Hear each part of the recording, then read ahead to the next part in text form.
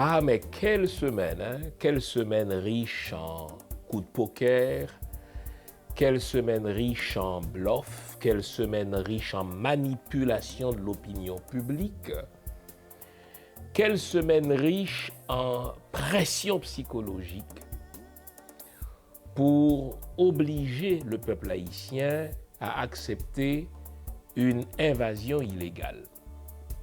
Car ce que les États-Unis et le Canada s'apprêtent à faire à la population haïtienne n'est rien de moins qu'une invasion et par définition illégale.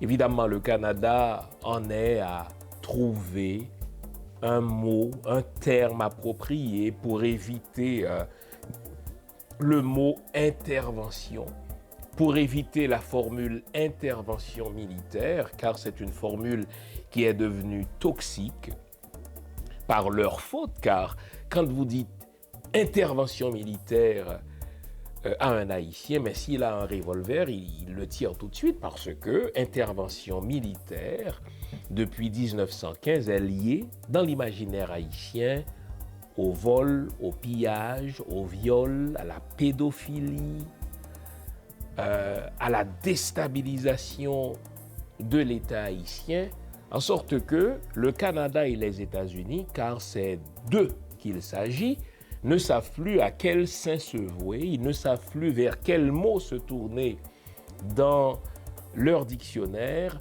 afin de manipuler la population haïtienne pour l'amener à accepter ce qui est une intervention, c'est-à-dire une invasion illégale. Mais tenez, nous allons nous parler aujourd'hui en adulte. Nous allons nous parler, comme disent les Haïtiens, en grand monde, en grand monde. Je vais vous poser un certain nombre de questions et vous allez tirer par vous-même la conclusion qui s'impose. Qu'est-ce qui pousserait une petite armée d'à peine 68 000 hommes? C'est de cela qu'il s'agit. Quand on parle de l'armée canadienne, l'armée régulière du Canada ne compte que 68 000 hommes. Bon, si vous ajoutez, n'est-ce pas, les réservistes, vous arrivez autour de 90 000, 93 000, même si les chiffres officiels, armée régulière et armée réserviste, n'est-ce pas, nous donnent quelque chose comme 88 000 selon les chiffres officiels, mais l'armée régulière du Canada ne compte que 68 000 hommes et femmes de troupes. En termes d'importance, l'armée du Canada ne vient qu'en 25e rang.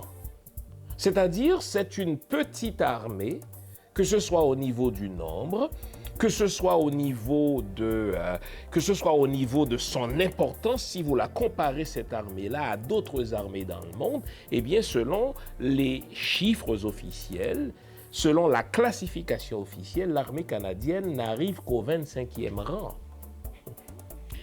À titre de comparaison, l'armée canadienne ne peut même pas compter sur 10 bonnes brigades, car son armée régulière, je le répète, ne compte que 68 000 hommes et femmes de troupes.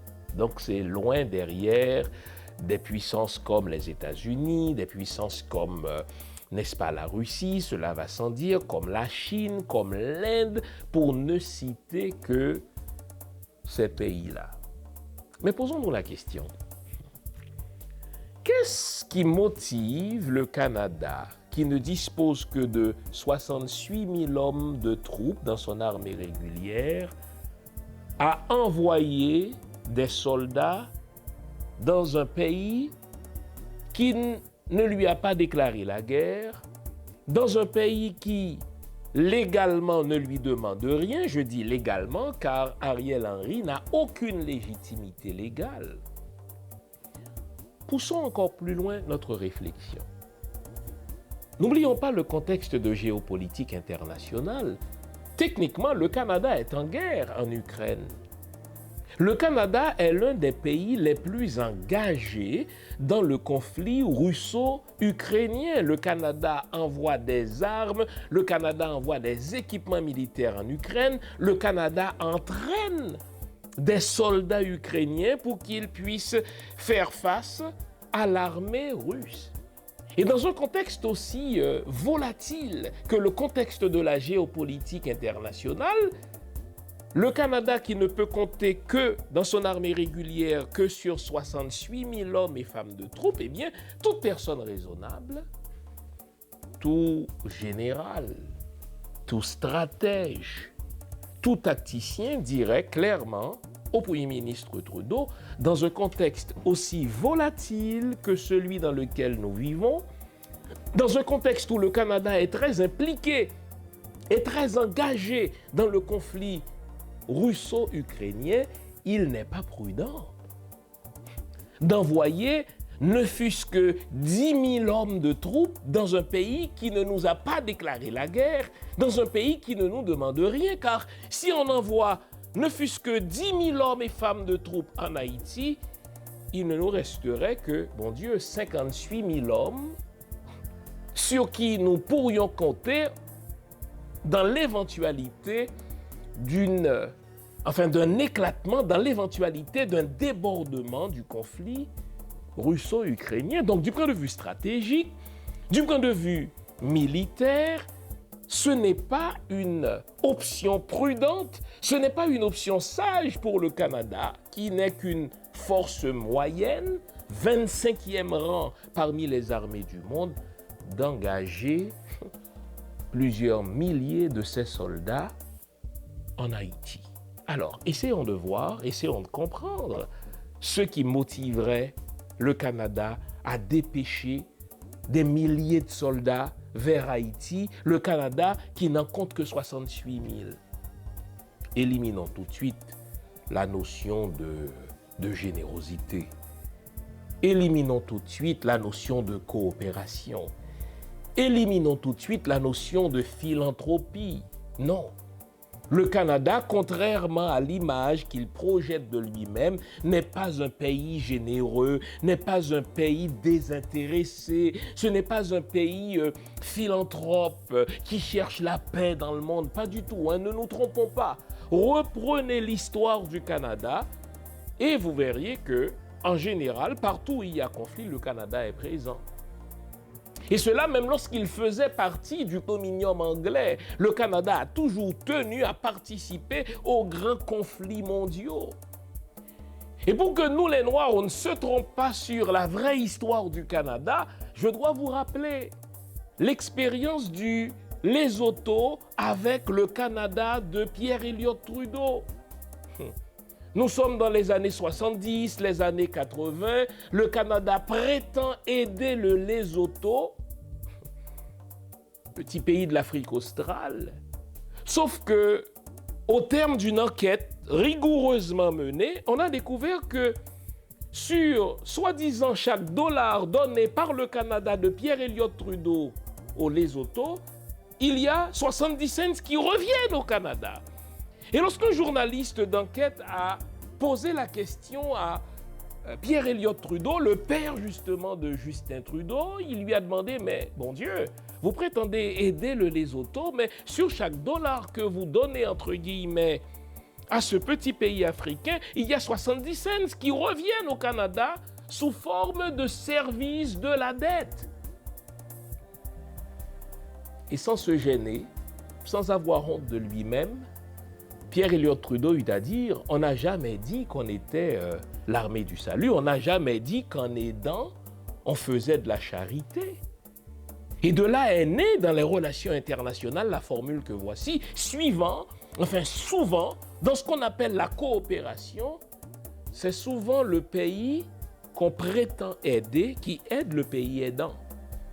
Donc, éliminons tout de suite l'option de la générosité, l'option de la coopération, l'option de la philanthropie du Canada. C'est une fausse image, c'est de la fumisterie que de croire que le Canada, qui ne compte que sur 68 000 hommes de troupes dans son armée régulière, enverrait par générosité, par coopération, par pur humanisme, 10 000 hommes en Haïti, un pays qui ne lui demande rien.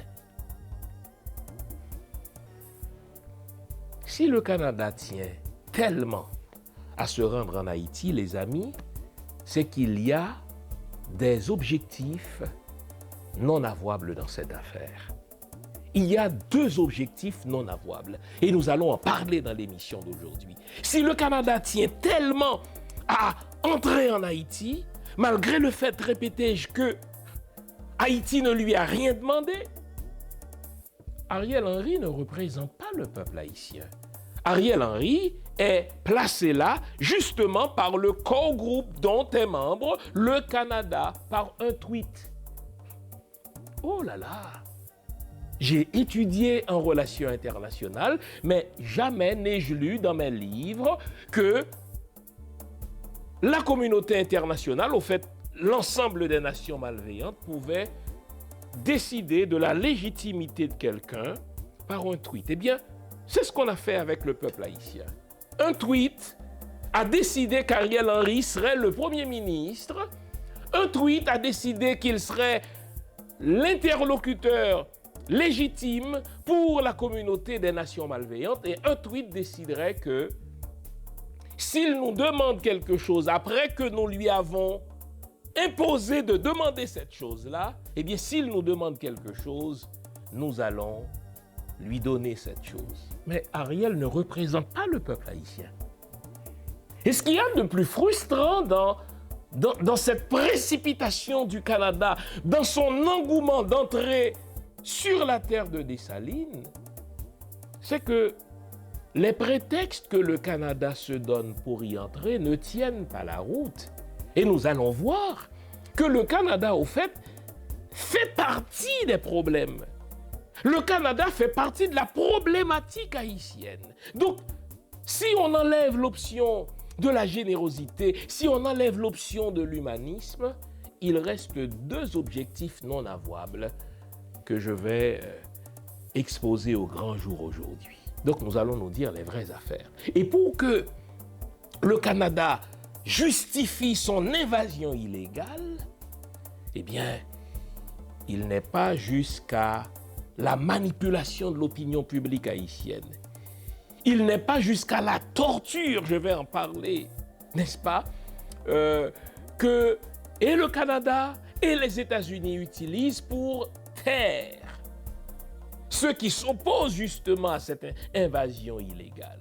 Eh bien, lorsque vous aurez compris tout ce qui est en jeu dans cette soi-disant mission canadienne, le Canada qui est censé être un pays angélique, le Canada qui est censé être un pays humaniste, mon œil, lorsque vous aurez compris tout ce qui se cache derrière cette affaire, vous vous opposerez avec toute la rigueur dont vous êtes capable à toute invasion de la terre de Dessalines par le Canada et les États-Unis.